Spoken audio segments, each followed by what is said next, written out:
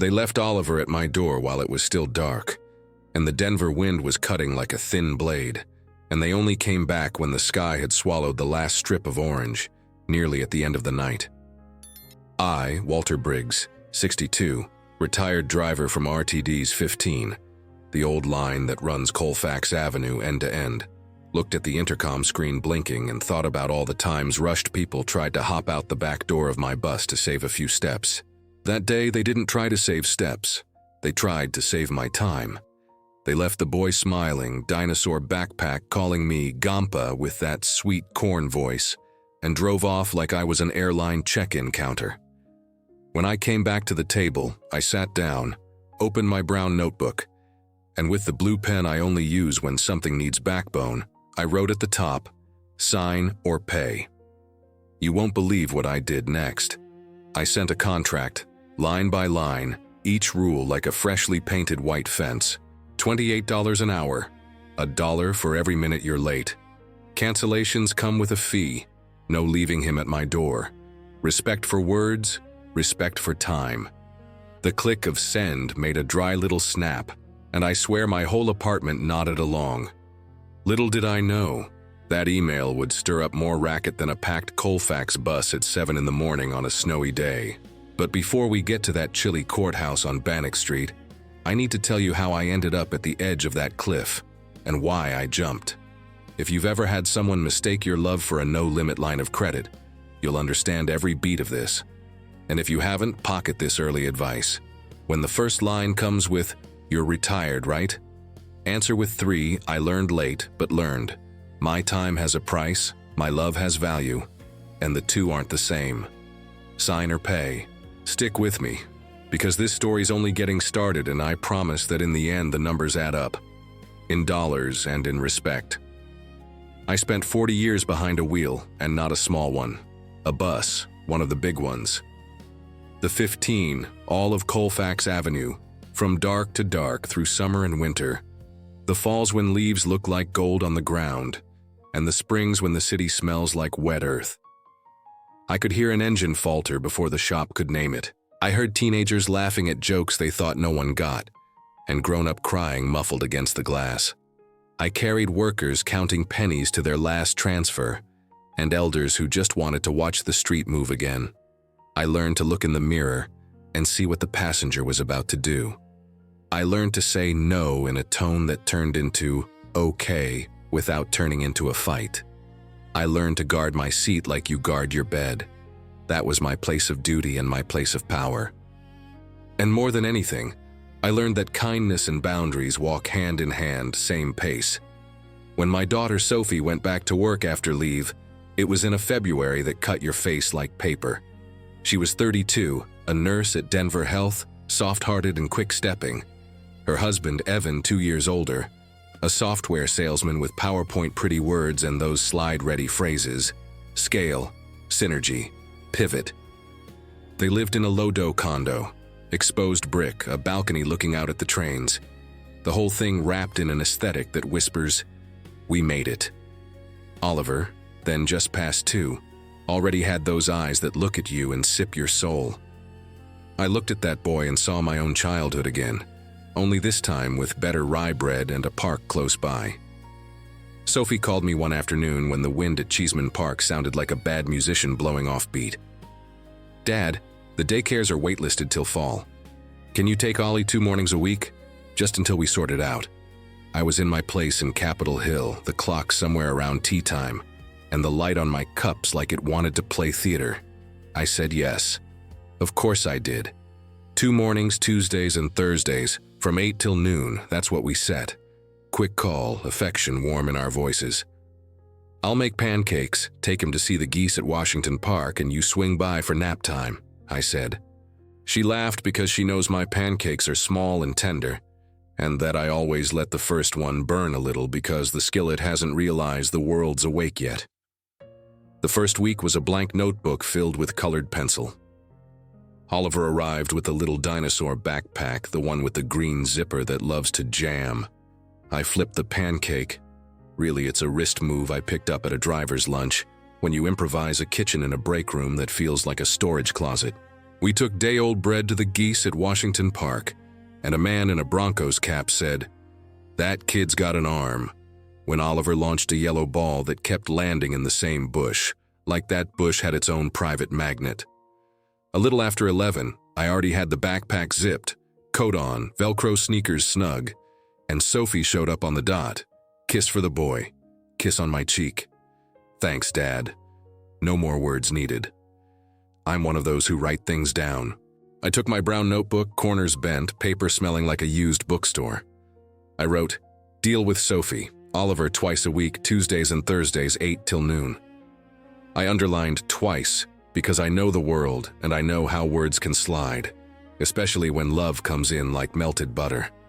On the bus, when someone would say, "Just till the next corner," sometimes it meant a whole block, sometimes two, and by the time you noticed, they were tugging you toward whatever worked best for them. Family isn't a bus, but there are passengers who act like it is. I thought between me and my daughter there'd never be that kind of tension, I thought. In the second week, Evan showed up with the first, "Just for today." That phrase, his green eyes tossed like a coin into a well, waiting to hear the clang. A pre-dawn text, long before the time they'd promised. "Walt, daycare canceled. Just today, can you take him?" I took him. Friday, same thing. Third week, the same song with the chorus stretched. A Thursday night, almost lights out, the phone rang. Him. "Walt, you're retired, right? We're in a sprint, deadline. Could you take Ollie every day, 8 to 6? It's temporary. Family helps family." The word retired drummed against my temple. To me, retired means after 40 years gripping a wheel and swallowing other people's lateness, I finally earned the right to boss my own clock. To him it sounded like, "You're just free. 8 to 6. 8 to 6 in a mouth that doesn't even know what that means. 8 to 6 is more than 9 hours, whichever way you count it.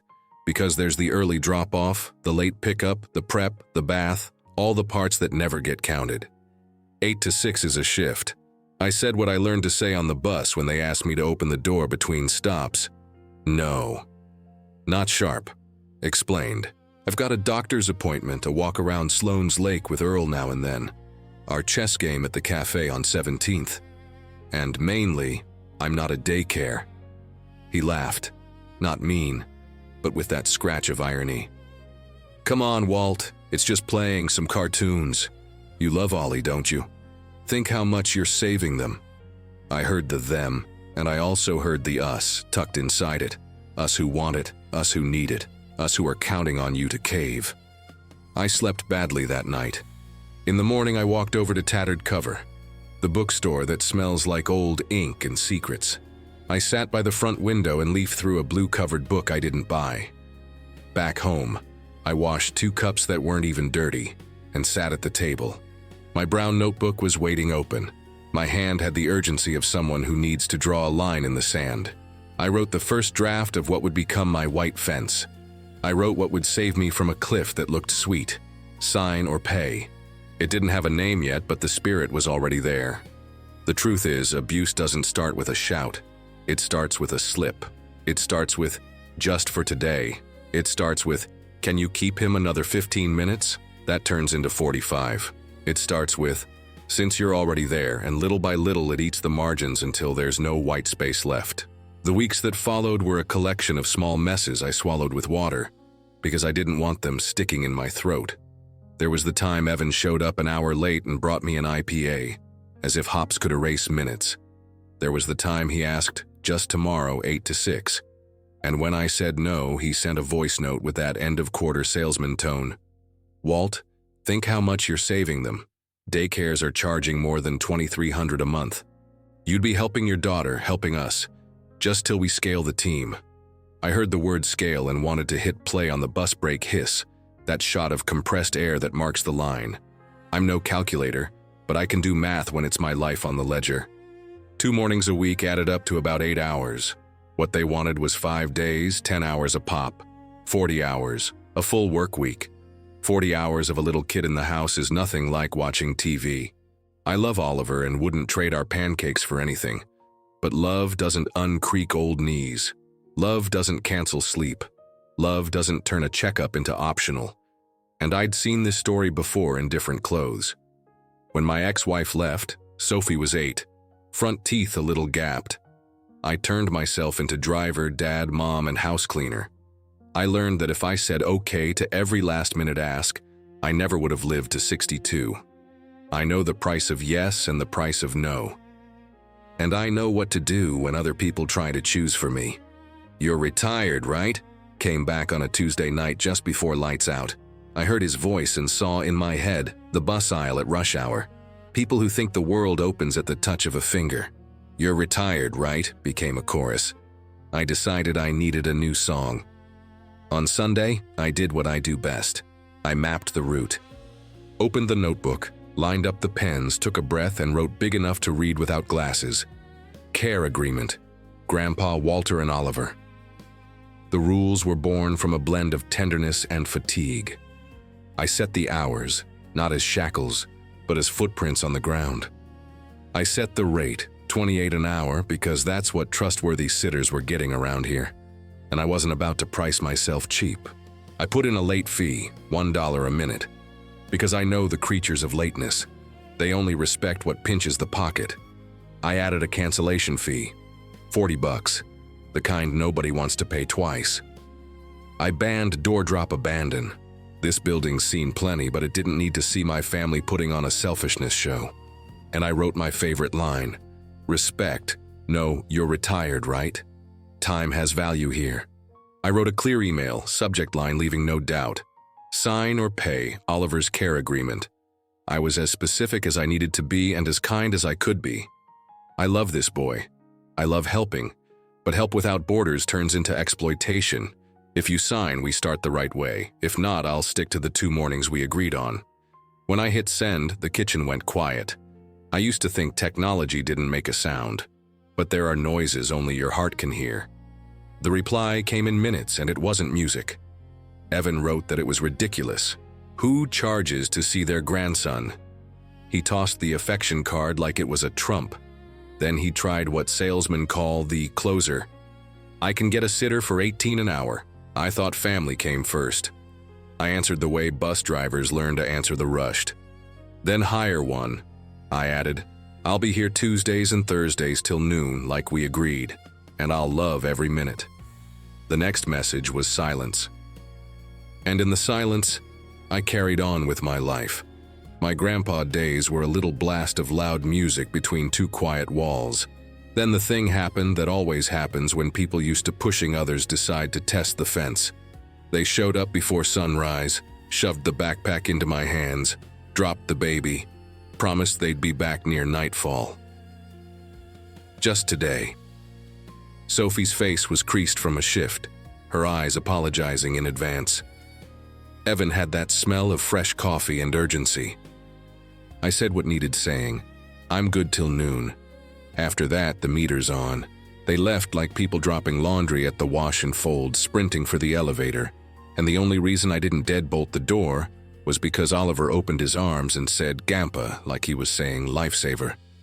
The morning went the way I like it. Pancakes, hide and seek behind the couch, a walk through Cheeseman Park to let the wind tug at our ears. A little before noon, I texted, ready. No one showed. Half an hour, no one. An hour, no one. I sat with my notebook and wrote the word they thought was a joke, tally. I started counting $1 a minute like keeping a pulse. I didn't call anyone. I didn't reread the messages. I didn't go on a forum to ask if I was right. I kept both hands on the wheel and held speed, and when late afternoon rolled in with still no familiar face, I printed the invoice, with some clean numbers and some crooked ones on purpose. The total whispered a message, time costs. It added the morning hours, the extra hours that afternoon, the late fee hard as granite, plus the snacks and tissues I picked up at the King Soopers on Spear. I knew exactly what I was asking because I had cared for every minute. And I was ready to say every cent out loud.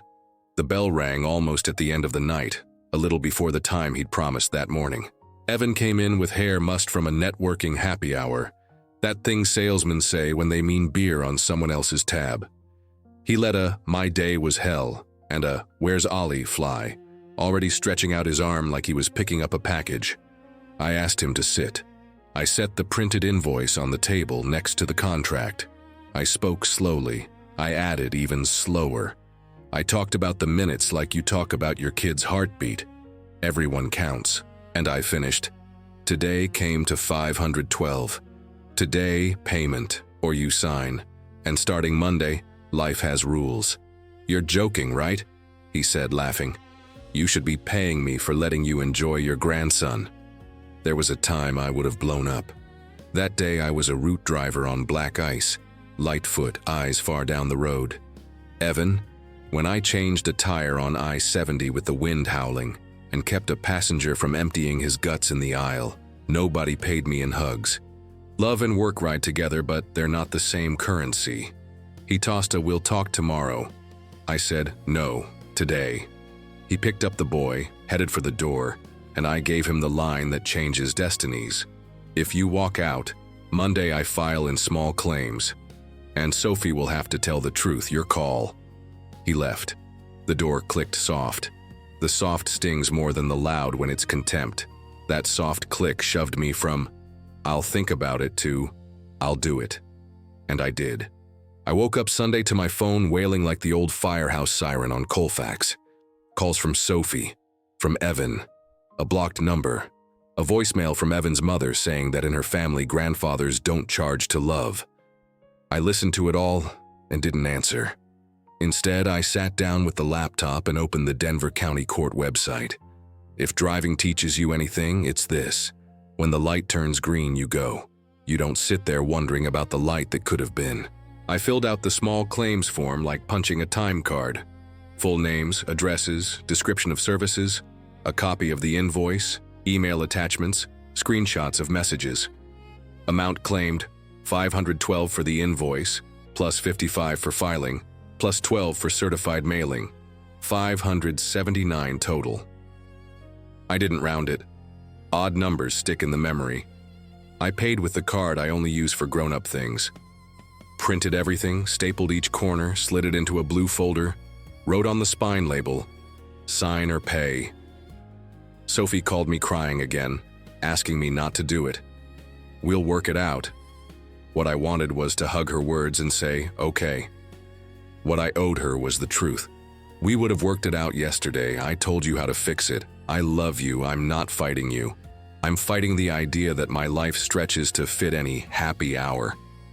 She cried a little more, said she understood, said she loved me too, and hung up. I made coffee and the water came to a boil with the sound of applause held back. By Wednesday, the notices landed by mail and email, with that cold feeling public things have. Hearing set for a morning in April, courtroom 3B, magistrate's name and all. Courthouse on Bannock Street, clear note, bring your papers. I went. I wore my blue blazer that's seen weddings, baptisms, and a few goodbyes.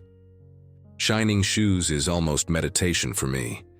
I rubbed in polish past its prime and they gleamed anyway, like shoes recognize effort. I stepped into the hearing room and remembered the bus AC when both doors opened in winter. A cold that makes no sense and wakes you right up.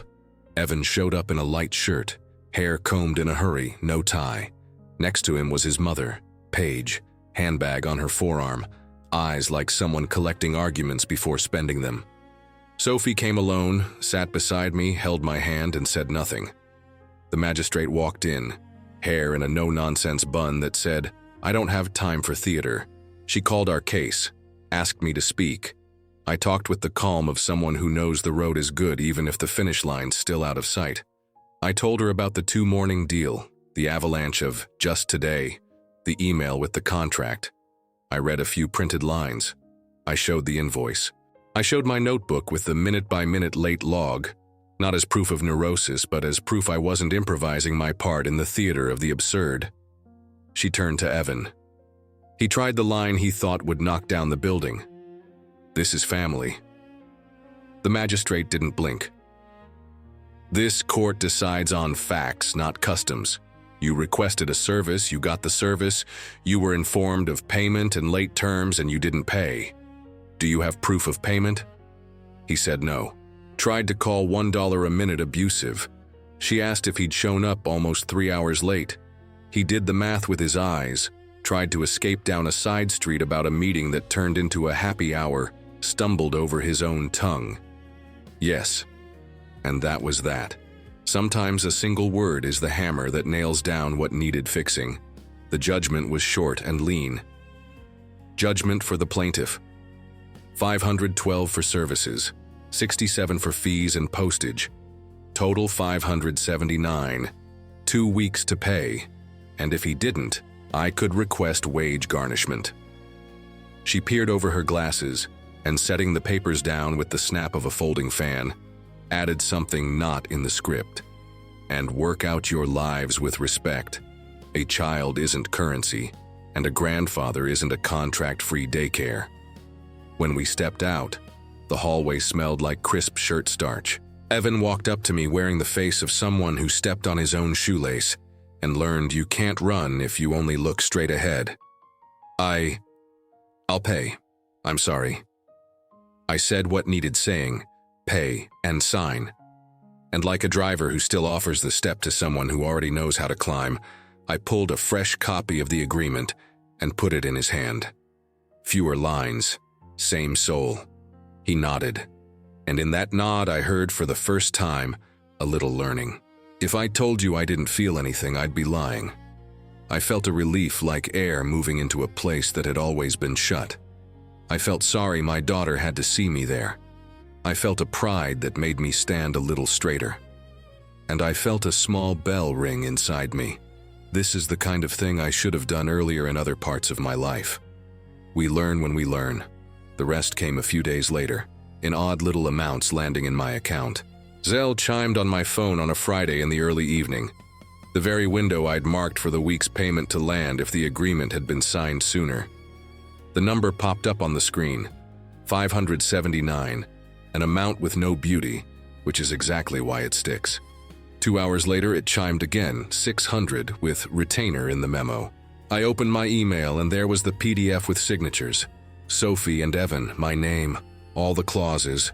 The clock dates turned into words a synthetic voice. Oh, the irony, could read and sound natural. I breathed easy, not for money, for justice, for order. For knowing that from then on, the wrinkles in my life would smooth out a little. The plan we stood up was simple and fair. 2 mornings a week, now Monday and Wednesday, because Sophie's shifts had changed. 4 hours each, 28 an hour, paid every weekend. And when they needed extra, they'd ask with 2 days' notice, with the possibility that I could say yes or no without it turning into some legalese for offense. I said yes when I wanted. I said no when I needed. When I said no, they didn't dramatize. Instead, they hired a sitter named Keisha, whom Oliver loved from the very first high, a young woman who laughs with her whole body and makes mac and cheese that makes my pancakes jealous. Evan started showing up 5 minutes early, a punctuality I took as an apology translated into habit. I figured the public part of our story had ended in that cold courthouse hallway. But Denver is a city that looks big and suddenly shrinks to a waiting room. A neighbor started in on me in the elevator. Heard you sued your son-in-law, and I gave him the minimum. I billed for work performed. He half laughed, half hesitated, and said, "Serves him right." I didn't find "serves him right" all that pleasant to hear, but I understood the rooting section. At the King Soopers on Spear, I ran into Paige, Evan's mother, with a bag full of vegetables that hadn't found the courage to become a salad. She came over, and before I could armor up with courthouse chill, she disarmed me with one simple line. I said something foolish. My father took advantage of my mother. I thought charging was ugly. Ugly is demanding without gratitude. I told her what I'd learned the hard way. We learn when the receipt arrives. And the cashier slid the tomatoes and milk past the scanner like a redemption soundtrack. The next week, Keisha and I met up in the park with Oliver. She asked if I'd felt guilty after sending that email. I laughed, the kind that comes out with a sigh. I did. For about 5 minutes. Then guilt changed its name. Fatigue. And when fatigue has a point, it changes faces. It becomes a boundary. And she nodded with the wisdom of someone who cares for tiny humans and knows adults need naps too. One day, Sophie came in with Oliver and brought a little container of soup she'd made on Sunday. She came early on purpose, sat on my worn leather couch that smells like stories, and said, "Dad, I owe you 2 thank yous. For loving my kid with the most beautiful love there is, and for loving me enough to remind me I can't accept what promises comfort, but steals respect." I asked if she was quoting some self-help book, and she swatted my knee, playing. We laughed. The laugh in that room felt like a clean blanket. For Oliver's 3rd birthday, we set a table on the grass at City Park, blue balloons tied to the table legs like restless goats, and a cake so sweet the wind leaned in. Evan raised a plastic cup of lemonade and toasted to Walt, who taught me family isn't a free pass to someone else's time. I got that lesson cheap. I didn't miss the punchline. I charge by the hour, not by the lesson. People laughed because laughter, when shame isn't blocking the door, shows up easy. That same day, I got a message in Paige's family group, the family that prides itself on never needing a lawyer to sort anything out. A long text that read like it was written for church, but ended up being for me. It said we sometimes confuse love with obligation, and they'd try not to anymore. I read it and thought, life is generous when you hold the line. In the middle of that generosity, I pulled out the notebook and, on the page where I'd written agreement with Sophie, I added fulfilled. I don't put dates. Dates land hard in the mouth when read out loud. But I remember the sun was generous that afternoon, and the tree shadow drew an old map on the ground. The truth is, the public counterattack wasn't humiliation. It was education. Of course it hurt. Learning hurts when you have to unlearn alongside it. And because it hurt, it turned into real learning. I didn't need a newspaper to expose anyone. Daylight was enough. The courtroom, the right words, the right math. Those jagged numbers that remind you each minute weighs something. The rest life handled. At the end of the story, I sat on the porch of my building in Capitol Hill with a mug of tea that smelled like mint and memory. Colfax made its usual noise. Siren far off, laughter close by. An impatient engine, someone shouting the name of a dog that didn't want to come. I opened my phone and looked at a photo of Oliver on the Congress Park slide, hair caught by the wind, a smile that's a perfect crooked line. I thought of the question he might ask when he's older and sees those numbers in my brown notebook beside the drawings he made himself. "Gampa, why is there money around me?" I'll tell the truth gently, so you'll know I never charged for your love. I charged the adult who confused love with availability and thought, "You're retired, right?" was a password to walk over me. A few days after the birthday, Evan came by to help me swap a stubborn bulb in the kitchen hallway. The ladder wobbled and the screw felt like it had been turned by someone mad at it. He held the base, I held the bulb, and in the middle of it, with no syrup on top, he said, "I should have listened when you said 2 mornings. I figured I could turn you into a contingency plan. I thought an argument becomes a rule. I was wrong." I climbed down and said, "Thank you." He laughed, nervous, and added, "I'm sorry."